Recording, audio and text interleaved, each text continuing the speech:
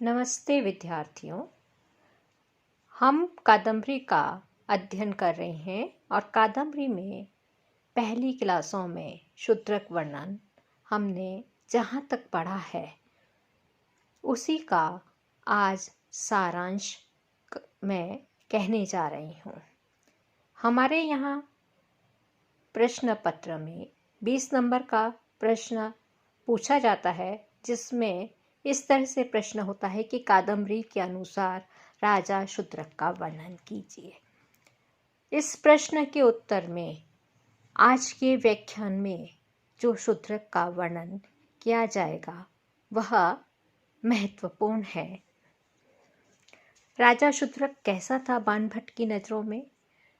तो वह इस तरह से राजा शूद्रक का वर्णन करते हुए बाणभट्ट जी कहते हैं कि राजा शूद्रक की आज्ञा को सभी राजा शिरोधार्य करते हैं और वह अपने तेज और प्रेम से सभी राजाओं को वश में कर लेता है। वह चक्रवर्ती राजा के लक्षणों से युक्त है।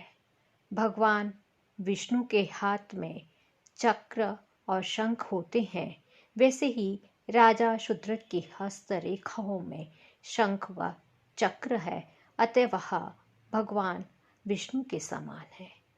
राजा शूद्रक ने संयम से समस्त काम वासनाओं को जीत लिया है, अतः वह कामदेव को भस्म करने वाले शंकर के समान भी है।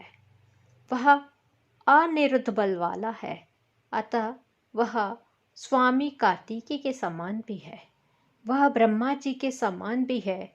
ब्रह्मा जी ने समस्त राजहंसों के समूह को अपना वाहन बना लिया, वैसे ही राजा शूद्रक ने भी समस्त श्रेष्ठ राज समूह को अपने बल प्रताप से मान रहित कर लिया है। ऐश्वर्यशाली होने के कारण राजा शूद्रक को समुद्र के समान भी बताया है। देवताओं और दानवों के मध्य में युद्ध काल में समुद्र का मंथन करने से लक्ष्मी जी निकली, अतः समुद्र लक्ष्मी का उत्पत्ति स्थान भी है। राजा शूद्रक भगीरथ द्वारा प्रवर्तित तप साधना एवं सदाचार के मार्ग पर चलने वाला था। कपिल मुनि के शाप से भगीरथ के पूर्वज भस्म हो गए, तब भगीरथ ने तपस्या की। भगीरथ के तप बल से गंगा जी उनके रथ चक्रों द्वारा बनाए गए मार्ग पर प्रवाहित हुई। कपिल मुनि के आश्रम तक गंगा प्रवाहित हुई और मुनि के आश्रम में भस्म हुए भगीरथ के पूर्वजों का उद्धार हुआ। महाकवि बाणभट्ट ने राजा शूद्रक को गंगा के समान बताया है, क्योंकि वह राजा तप साधना एवं सदाचार के मार्ग पर चलने के कारण पूर्वजों का उद्धारक है। प्रतिदिन धनादि उन्नति को प्राप्त करने के कारण वह शूद्रक राजा सूर्य के समान भी है। राजा शूद्रक सुमेरु पर्वत के समान भी है, क्योंकि सुमेरु पर्वत पर आश्रित सकल जन जीविकोपार्जन कर लेते हैं। सुमेरु उपजीव्य है, उसी प्रकार राजा शूद्रक के आश्रित जन भी राजा शूद्रक पर उपजीव्य है। राजा शूद्रक दिग्गज के समान है। मध्यजल के स्राव से दिग्गज की सूंड गीली ही रहती है, वैसे ही राजा शूद्रक के हाथ निरंतर दान करने के कारण हाथ गीले ही रहते हैं। राजा शूद्रक के साथ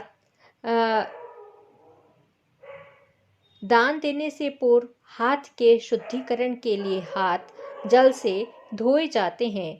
राजा निरंतर दान देता है, अतः उसके हाथ भी दिग्गजों के समान, जैसे दिग्गजों के सूंड गीली रहती है, वैसे ही राजा के हाथ भी गीले रहते हैं। यहाँ कर शब्द का प्रयोग किया गया है, जो कि सूंड और हाथ दोनों के लिए है। राजा शूद्रक आश्चर्यजनक कार्यों का करता है, यज्ञों का अनुष्ठाता है, सभी धर्मों सभी शास्त्रों का ज्ञाता है, 64 कलाओं का उत्पत्ति स्थान है। राजा दया दाक्षिण्य आदि समस्त गुणों का आश्रय स्थल है। दृश्य श्रव्य काव्यों के अमृत तुल्य श्रृंगार आदि रसों का उद्गम स्थान है।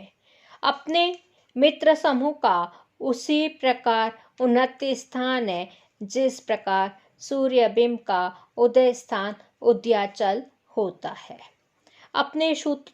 अपने शत्रुजनों के लिए धूमकेतु जैसा विनाशकारी है। साहित्यिक गोष्ठियों का आयोजक है। काव्य रस के मर्मज्ञ लोगों का आश्रय स्थल है। धनुर्धारियों में सर्वश्रेष्ठ प्रत्याख्यान करने वाला है। साहसिक लोगों में वह अग्रणी है। सहृदय विद्वानों के बीच वह अग्रणी है। राजा शूद्रक को गरुड़ के समान बताया है। गरुड़ अपनी माता विनीता के लिए आनंदजनक है और राजा विनम्र लोगों के लिए भी आनंदजनक थे। महाकवि बाणभट्ट राजा के अनुसार राजा शूद्रक वेन राजा के पुत्र पृथु के समान है। राजा पृथु ने अपने धनुष से छोड़े गए कोटि बाणों के द्वारा समस्त शत्रु रूपी कुल पर्वतों को विनष्ट कर दिया था। उसी प्रकार राजा पृथु के समान ही शूद्रक राजा ने अपने धनुष के अग्रभाग से सभी शत्रुओं का विनाश कर दिया था।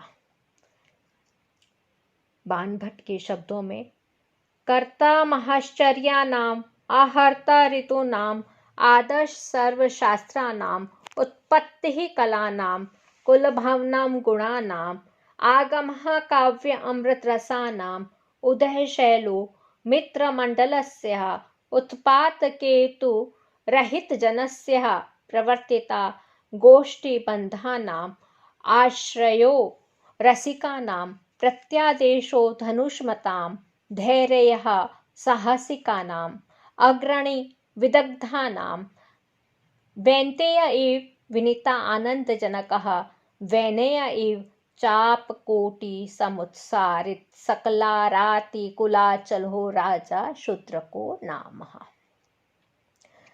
राजा शूद्रक युद्ध काल में दुष्ट राजाओं को पराजित करता था और राजलक्ष्मी आधार रूपी जल से प्रक्षालित होकर राजा शूद्रक के पास चिरकाल तक निवास करती थी। राजा शूद्रक चित्त में धर्म, क्रोध में यमराज, अनुग्रह में कुबेर, प्रताप में अग्नि, भुजा में पृथ्वी, दृष्टि में लक्ष्मी, वाणी में सरस्वती, मुख में चंद्रमा, बल में वायु, बुद्धि में बृहस्पति, सौंदर्य में कामदेव और तेज में सूर्य के रूप में रहने के कारण सर्वदेव स्वरूप और विश्व रूप आकार को प्रकट करने वाले भगवान विष्णु का अनुकरण करता था। यहीं पे आज समाप्त करते हैं। आपको अभी तक जितना अनुवाद शूद्रक वर्णन का कराया गया है उसका भावार्थ किस तरह से हमें प्रश्न के लिए शूद्रक का वर्णन करना है, शूद्रक राजा का वर्णन करना है, यह इस व्याख्यान में बताया गया है।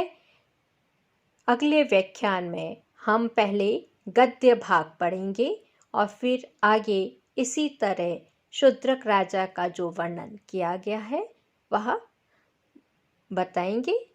धन्यवाद।